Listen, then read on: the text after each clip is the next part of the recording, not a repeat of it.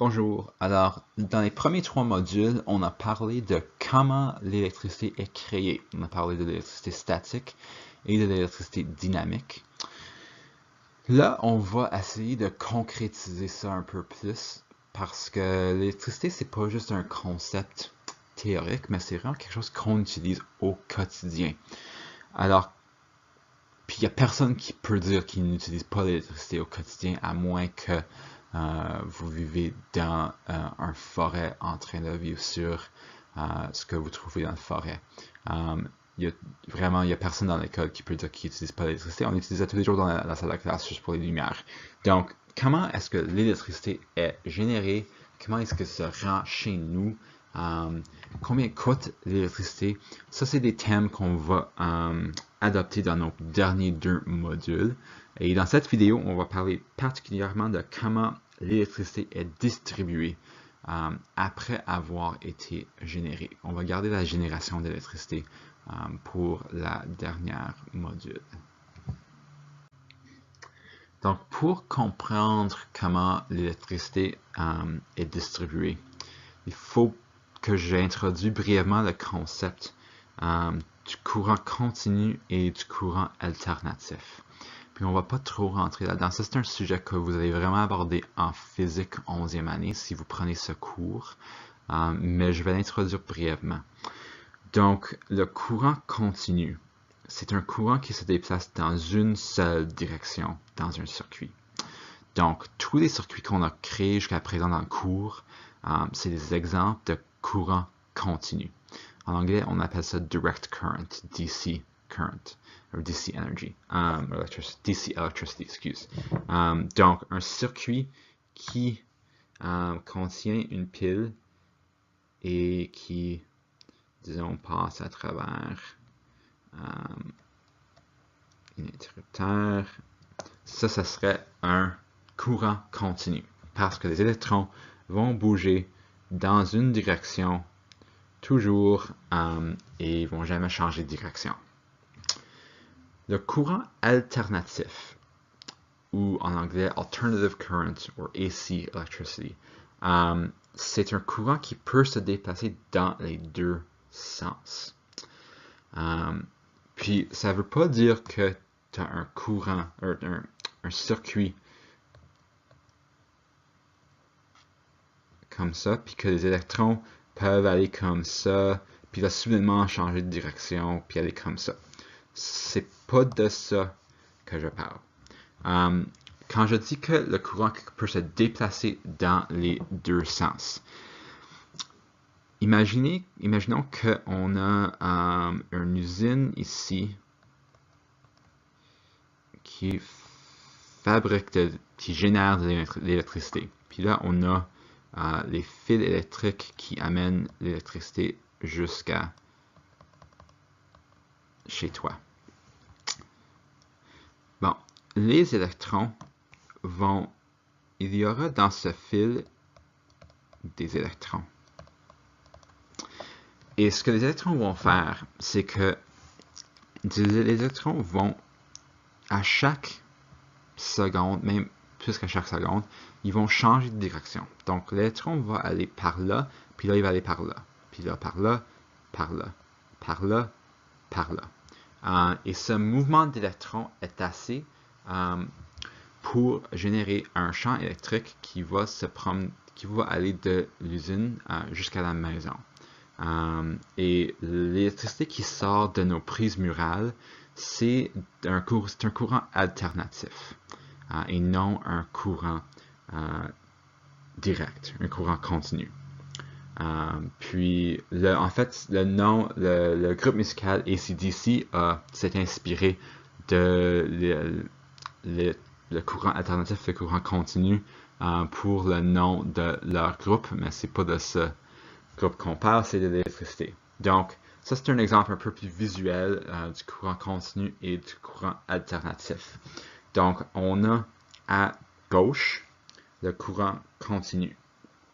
On a un circuit, on a un pile, les électrons vont bouger à l'intérieur du circuit dans un sens qui va toujours être la même. on a un exemple du courant alternatif à gauche. Alors ici, on n'utilise pas une pile. Les piles sont toujours des exemples de courant continu. Dans un courant alternatif, on fabrique ça avec un générateur. Donc, je ne sais pas si vous remarquez, mais les électrons sont toujours en train de changer de direction. Donc, ils vont comme ça, puis là, ils vont comme ça. Et à chaque, disons, seconde, ils sont en train de changer de direction. Et ce changement de direction est assez pour générer, est suffisant pour générer une énergie électrique qui va être convertie de la même façon qu'un courant continu.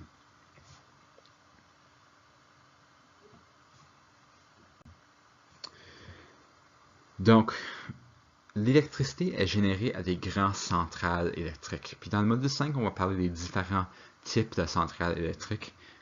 Mais pour que la centrale électrique envoie l'électricité aux maisons et aux édifices sur une longue distance, on a deux options. Un, on peut envoyer un courant très élevé à une différence de potentiel très faible.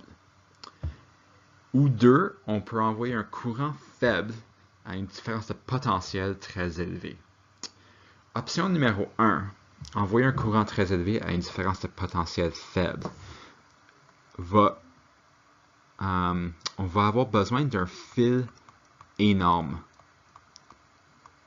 pour faire cela. Et on va avoir besoin de beaucoup d'énergie pour envoyer ce courant. Donc, c'est pas l'option qui est préférable. On ne veut pas envoyer un super géant courant à l'intérieur d'un super géant fil avec beaucoup d'énergie parce qu'on va perdre beaucoup d'énergie à l'intérieur des fils au fur et à mesure que l'électricité voyage. C'est beaucoup plus préférable d'envoyer un faible courant à une différence de potentiel très élevée. Parce qu'on peut faire ça avec un petit fil. Le moins grand qu'est le courant, le plus petit que peut être notre fil, et on va perdre très peu d'énergie à la chaleur dans des petits fils si la différence de potentiel est élevée. Donc, c'est ça que les gens vont faire. Et ce qu'on va faire, donc, à la centrale électrique, on va commencer notre différence de potentiel va être de 500 000 volts. Donc, ça veut dire qu'il va avoir le potentiel de produire 500 000 joules d'énergie par coulomb d'électrons. Ça, c'est un montant énorme d'énergie. Et à fur et à mesure que l'électricité voyage jusqu'à la maison, on va utiliser ce qu'on appelle des transformateurs pour réduire la différence de potentiel jusqu'au point où ça rentre dans la maison à 110 volts, qui est une différence de potentiel normale que nos appareils peuvent utiliser. Donc, comment est-ce qu'on fait? Comment est-ce qu'on réduit la différence de potentiel? J'ai dit qu'il y avait des transformateurs, mais si on avait le courant continu, la loi d'Ohm nous dit qu'on aurait dû utiliser des résistances. Si on a une pile qui produit un courant continu, la seule façon de réduire le courant, c'est d'ajouter des résistances. Donc, si on avait commencé avec un super grand courant, un courant très élevé, on ne peut pas envoyer un courant si grand dans nos maisons. Il faudrait avoir des résistances énormes au fur et à mesure que l'électricité voyage le système. Ça coûterait beaucoup d'argent. Donc, quand on utilise le courant alternatif, ça nous permet de modifier la différence de potentiel avec ce qu'on appelle un transformateur. Donc, un transformateur élévateur va augmenter la différence de potentiel. Un transformateur abaisseur va diminuer la différence de potentiel. Et on ne va pas rentrer dans les détails de comment un transformateur fonctionne. Je vais garder ça pour le cours de physique 11e année. Mais juste de comprendre que c'est quelque chose qui est très faisable et c'est exactement ce qu'on fait. Et c'est beaucoup plus efficace qu'envoyer un courant continu avec des montants énormes de résistance dans nos fils. Donc, rendu chez toi, vous recevez de la prise de la mur, un courant qui a une différence de potentiel de 120 volts. Et les appareils eux-mêmes ont également des transformateurs pour réduire, des transformateurs abaisseurs, pour réduire la différence de potentiel à ce qui est requis pour l'appareil. Donc ici, on a un exemple d'un ce qu'on appelle un adapteur pour, disons, un portable, un ordinateur portable. Puis si vous lisez là-dessus, ça dit, ici ça dit input AC. Donc le courant alternatif qui rentre doit être entre 100 et 240 volts. Puis là, output, ce qui va sortir de cet transformateur abaisseur, sera 19,5 volts. Donc je sais que c'est très petit à lire ça, donc je vais juste réécrire ça. Donc ce qui rentre doit être entre 100 et 240 volts, et ce qui sort va être de 19,5 volts. Et c'est cette boîte ici, cette transformateur abaisseur, qui va réduire la différence de potentiel de, disons, 120 volts jusqu'à 19,5 volts pour que tu ne surcharges pas ton appareil. Puis évidemment, pour charger nos appareils, il faut payer. Toute cette électricité qui sort des murs n'est pas gratuite. Et il faut payer à quelqu'un, il faut payer à l'entreprise qui a généré l'électricité pour le privilège de l'utiliser. Donc, les maisons, les édifices ont des compteurs d'électricité installés par ceux qui le fournissent.